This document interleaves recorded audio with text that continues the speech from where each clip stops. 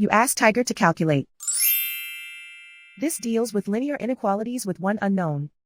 The final result is s greater than 8. Let's solve it step by step. Swap sides.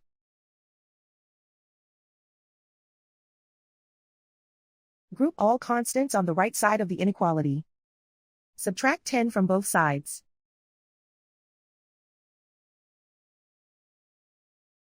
Group like terms.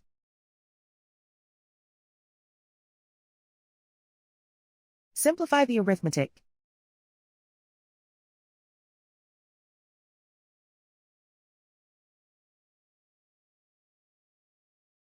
Convert the s into a positive number.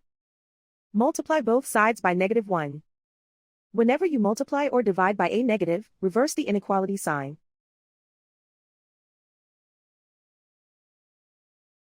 Remove the ones.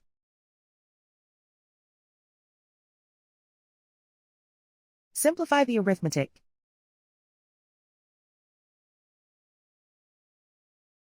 Plot the solution on a coordinate grid.